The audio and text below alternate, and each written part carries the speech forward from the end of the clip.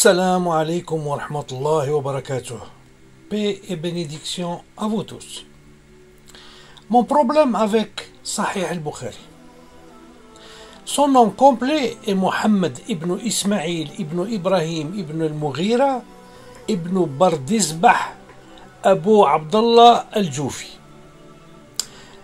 Perdant très tôt son père, il évolue alors seul avec sa mère. Parmi les nombreuses anecdotes liées à sa jeunesse, on raconte que, devenu aveugle, donc il a été aveugle, le petit Bukhari aurait retrouvé la vue après que cette dernière eut vu le prophète Ibrahim en songe lui annonçant la guérison de son fils. Entre guillemets. C'est une légende qui n'est pas prouvée ni prouvable. Ce qui est sûr, c'est qu'il était aveugle, et ça, tous les historiens en ont dit ainsi. Il est né en 194 de l'Hégire, soit l'équivalent de l'année 810 de l'ère chrétienne. Et il est mort en 254 de l'Hégire, soit l'équivalent de 870 de l'ère chrétienne. Il est appelé El-Bukhari pour son origine de Bukhara, en Ouzbékistan, qui se trouve dans la région de Khorasan, en territoire perse de l'époque. Il est le petit-fils d'une famille originellement zoroastre, ayant alors embrassé l'islam. Il est dit que dans sa quête perpétuelle de hadith, il part voyager à travers tout le Moyen-Orient, à la recherche de doctes capables de le lui en transmettre.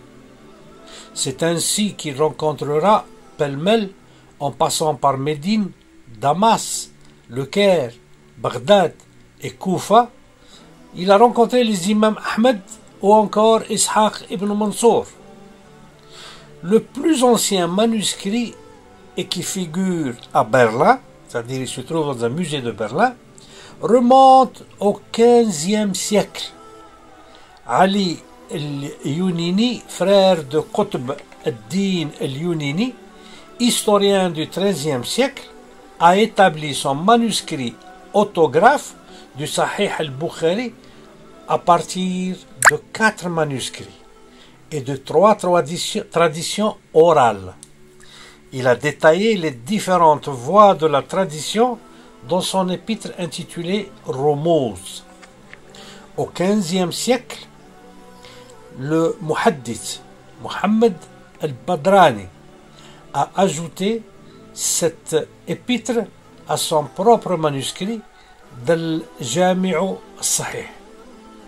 C'est un exemplaire de ce Sahih et des Rumuz qui est maintenant conservé à Berlin. Mais une question, peu de musulmans se la sont posée dans leur vie. Quelle est la preuve que le livre dit de Sahih al-Bukhari a été écrit et publié par al-Bukhari lui-même? Tous les musulmans croient que ce livre a été écrit par lui-même, par al-Bukhari, et qu'il est le livre le plus véridique après le livre d'Allah qui est le Coran. Asahhu kitabi ba'da kitab Allah, Sahih al-Bukhari. C'est la phrase que tout le monde répète, sans lui donner, sans l'approfondir. Comment puis-je alors me rassurer qu'il en est ainsi, que c'est-à-dire que le livre de Sahih al-Bukhari appartient à al-Bukhari? Comment puis-je avoir accès à la vérité sur ce sujet? 12 siècles nous séparent du temps de vie d'Al-Bukhari. Nous devons donc trouver un manuscrit de son époque et qui est dit lui appartenir et qui contient ce que contient le livre de hadith sahih qu'on lui attribue.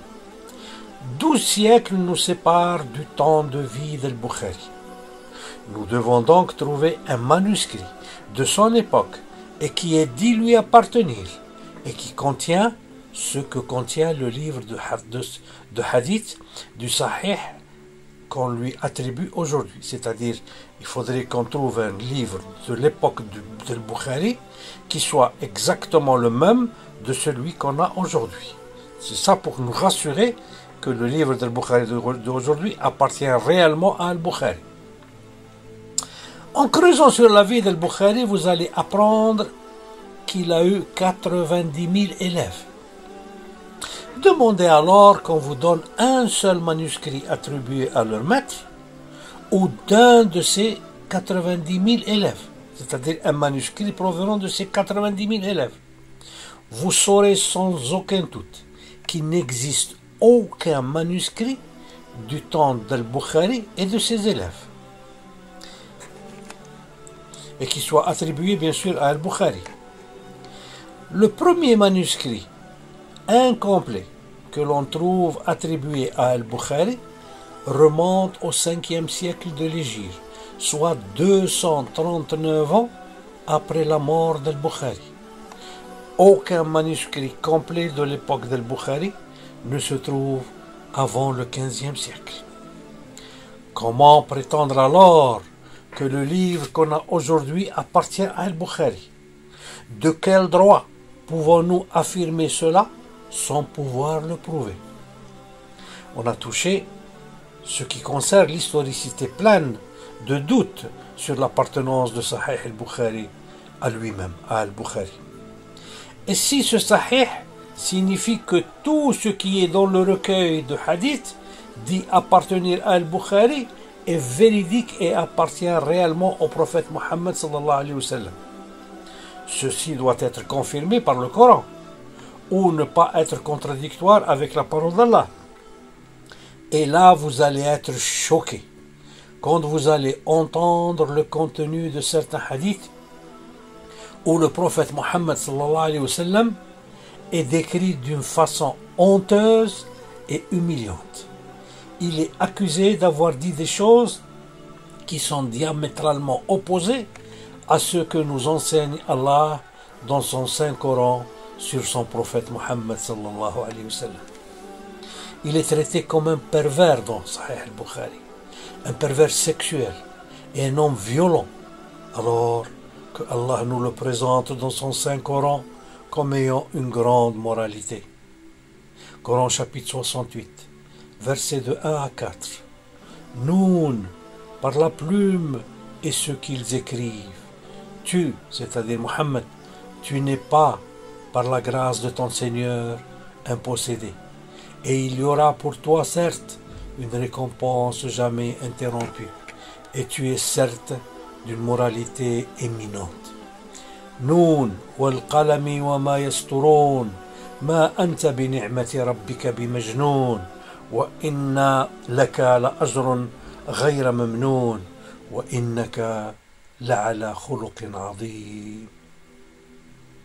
Avant de commencer à vous étaler les hadiths de la honte, je voudrais vous souligner que mon intention n'est pas de vous créer des doutes sur notre aqidah islamique ou sur Allah.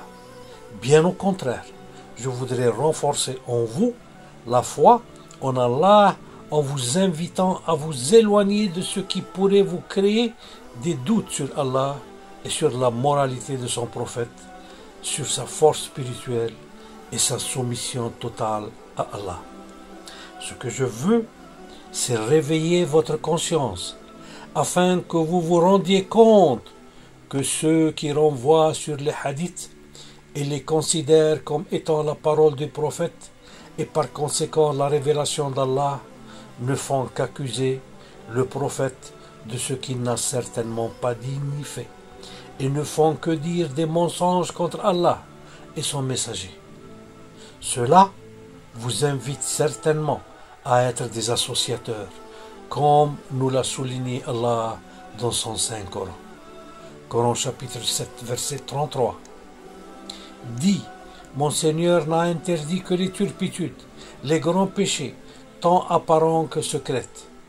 De même que le péché, l'agression sans droit, est d'associer à Allah ce dont il n'a fait descendre aucune preuve, et de dire sur Allah ce que vous ne savez pas.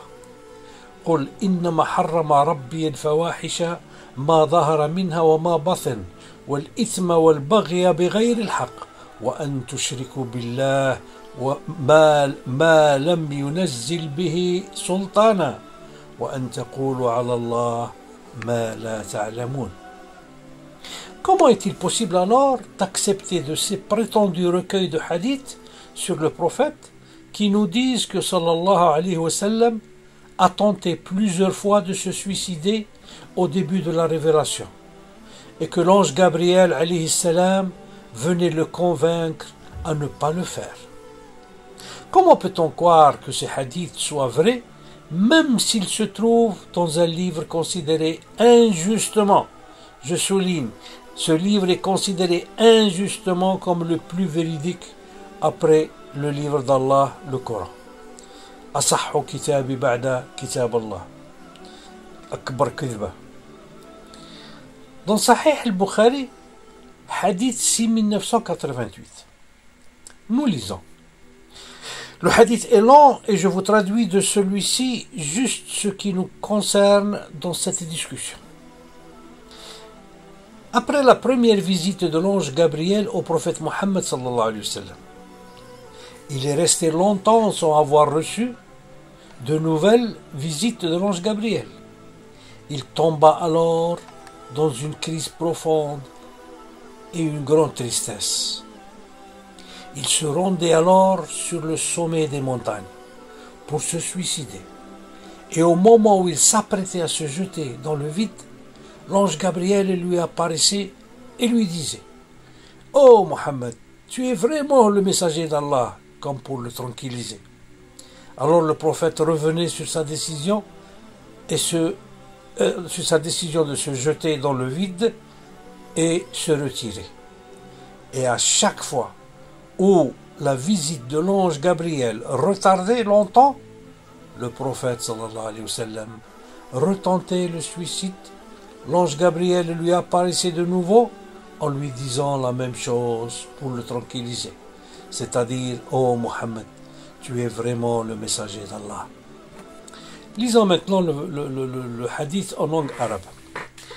وفتر الوحي فترة حتى حزن النبي صلى الله عليه وسلم فيما بلغنا حزنا غدا منه مرارا كي يتردى من رؤوس شواهق الجبال فكلما أوفى بذروة جبل لكي يلقي منه نفسه تبدله جبريل فقال: يا محمد إنك رسول الله حقا، فيسكن لذلك جأشه وتقر نفسه فيرجع، فإذا طالت عليه فترة الوحي غدا لمثل ذلك، يعني كرر نفس الشيء، فإذا أوفى بذروة جبل تبدله جبريل فقال له مثل ذلك، يعني يا محمد إنك رسول الله حقا.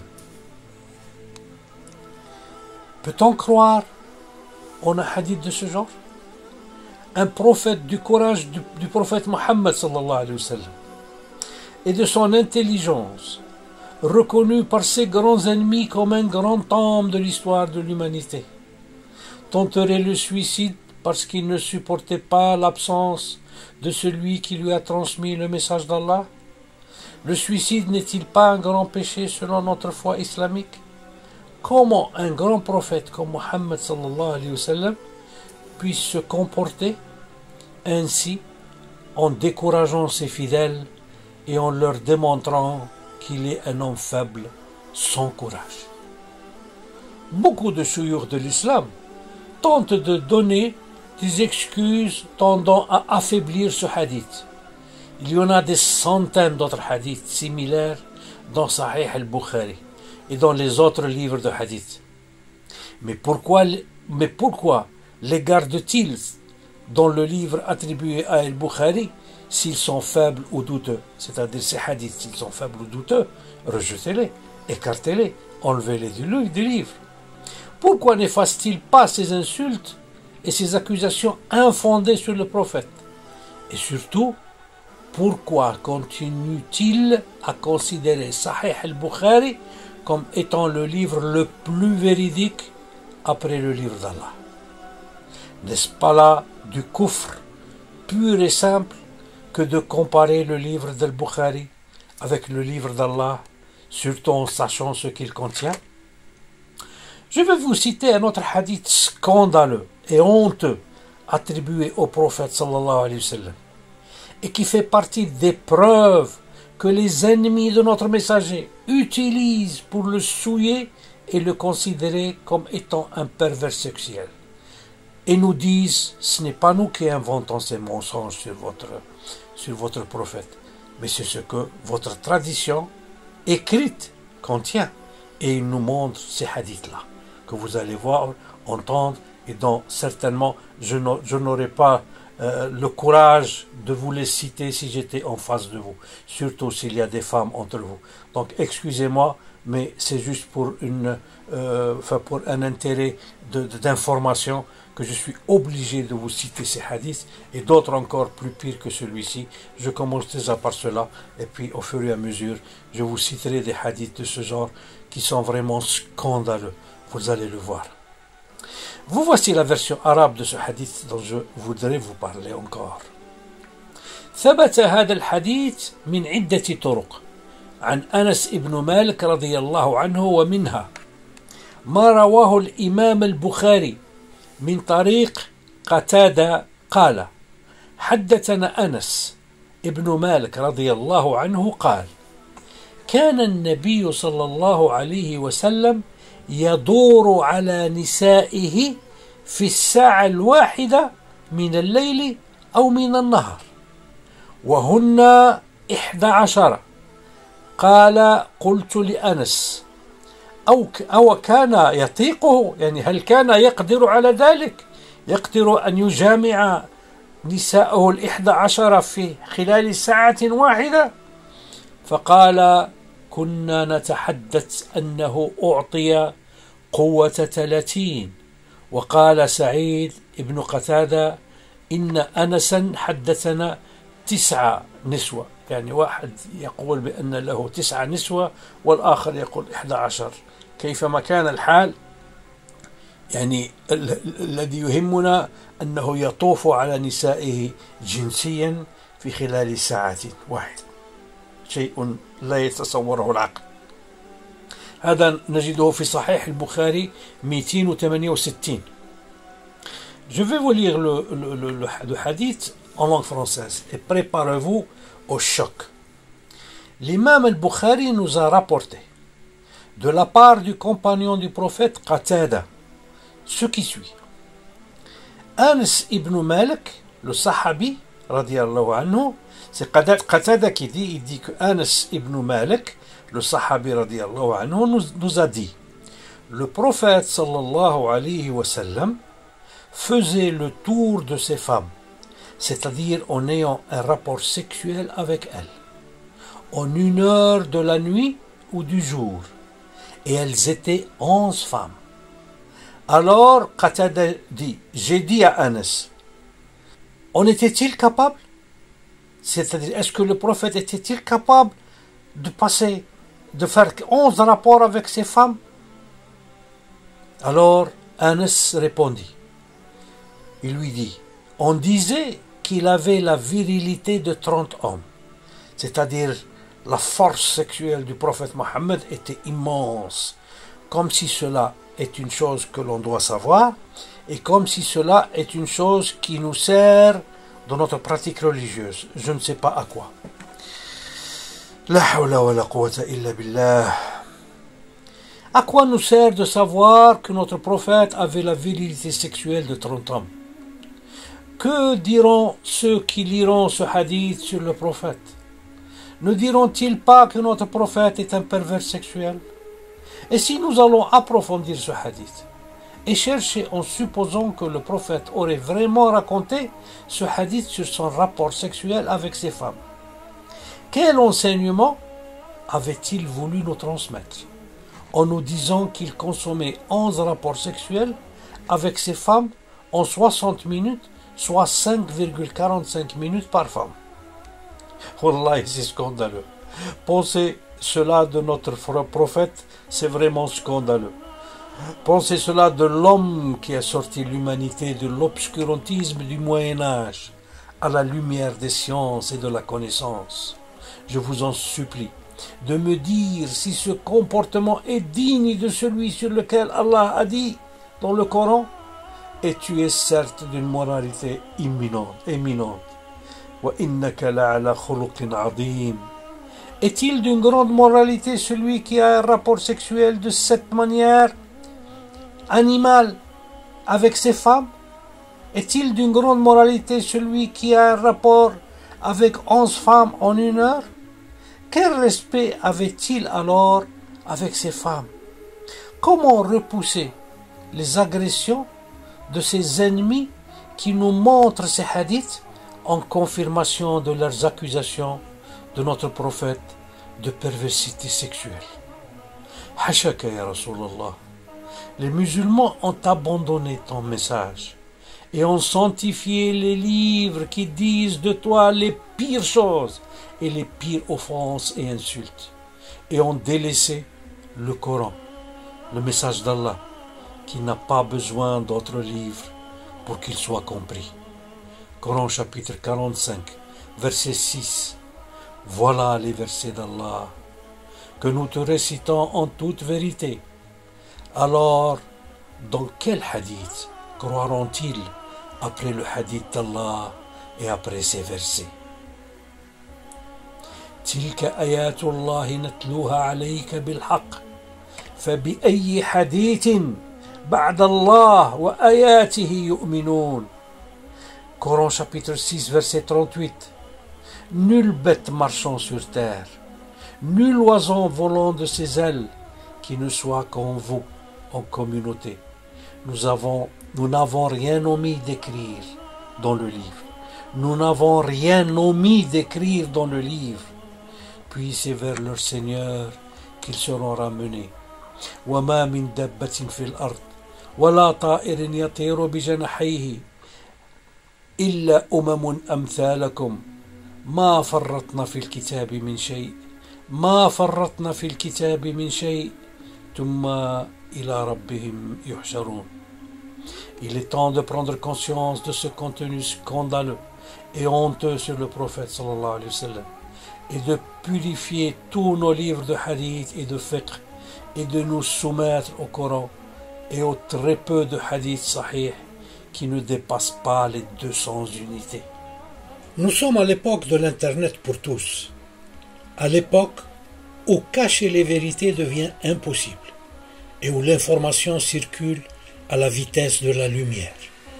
Nous sommes tous responsables devant les hommes et demain devant Allah si on ne s'engage pas à nettoyer notre patrimoine culturel et surtout cultuel, souillé par les Israéliates et les mensonges infiltrés dans notre religion par les pouvoirs qui se sont succédés depuis la mort de notre noble prophète et qui ont servi pour introduire des lois et des comportements que Allah et son prophète avaient bannis.